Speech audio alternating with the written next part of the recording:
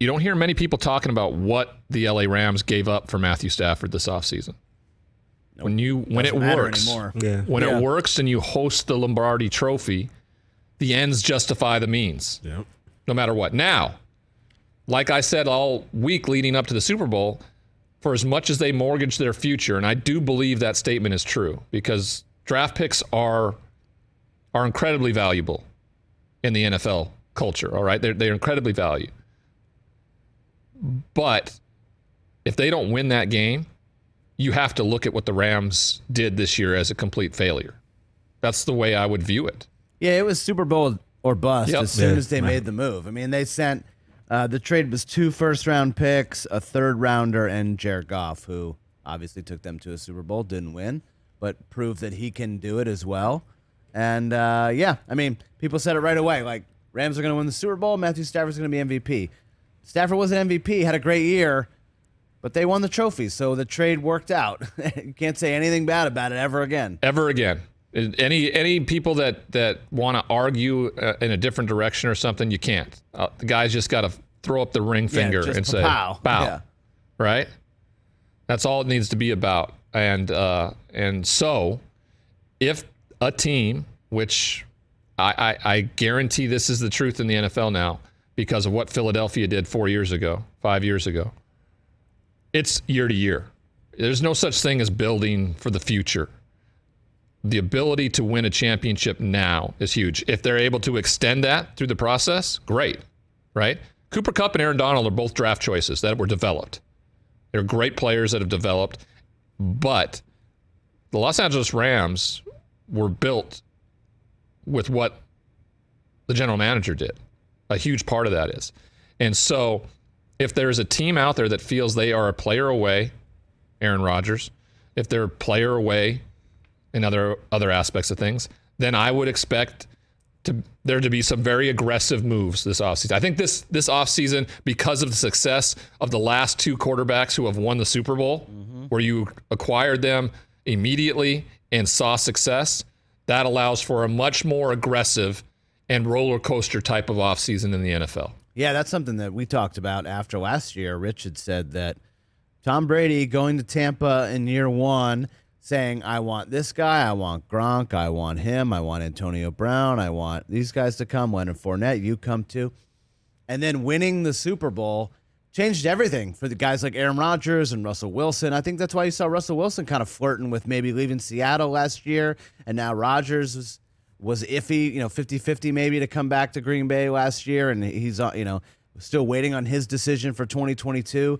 It changes everything now. It's the NFL is going to turn into the NBA in this sense, where if guys are unhappy or don't feel like they're going to win in their situation, they are not going to sit around and let their contract play out. They are going to go, I want to go here, make it happen. I've got no problem with that either. I don't have a problem with it either. 100%. The difference in this is what kind of leverage they have if they're not free agents. I mean, that's the problem with the NFL is these players have very little leverage unless you're a guy like Aaron Rodgers, the top of the top echelon of player in the league. And even though he has that kind of leverage, the only leverage he really holds right now with the Packers is retirement. Yeah, sitting out, the threat of retirement. Yes, because they are just maybe not ready for Jordan Love in year 3. We'll find out more, but this story is incredibly compelling around the idea of whether a team is going to jump up to get somebody if they miss out in the veteran side of free agency. We'll talk more about that when we come back here on the Rich Eisen Show.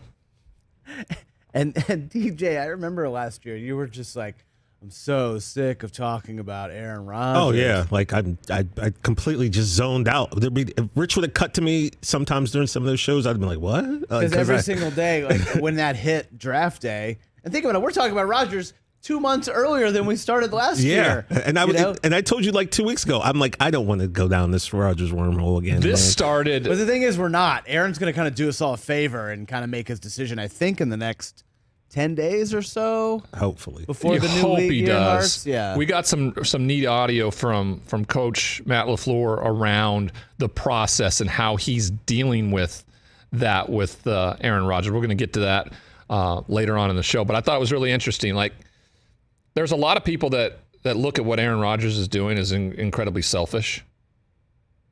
because he is making it all about him right now. Because he has to know what he's doing. You have to know. You've taken enough time since the season end, the shock of losing at home as the number 1 seed for the second year in a row, the MVP. You have to know what you're doing. If you don't, then I don't know what you were really thinking about or doing. Maybe there's just so much that's gone into it. Maybe his heart's really pulled in other directions in terms of continuing to play or not. I don't think it has anything to do with whether or not he wants to be in Green Bay anymore. I mean, that's the best place and the best chance he has to win a championship. So he needs to make this, and he needs to make it soon because there's a lot riding on it. They got to do a lot of work around the cap and make things work. So better than if he would go to Indy or Tennessee? I think so. Really? I do. I think Green Bay is a better fit for him, especially if Devontae's still there with them. That combination is unstoppable at times. Mm-hmm. I mean, the playoff game, of course, was just rare evidence of him locking in on one receiver and not being able to find a way to win. So I don't want to overextend that concept. Tennessee is incredible. If it weren't for Ryan Tannehill in that football game and the mistakes he made, Tennessee most likely is arguing for the championship. Mm-hmm. And of course, in Indianapolis. I want to get into the Indianapolis talk more. Carson Wentz, 27 touchdowns, 7 interceptions a year ago. Crazy talk, I think, if you're going to get rid of him. Hey, you watched all the way to the end. Thanks for that. Watch more right here.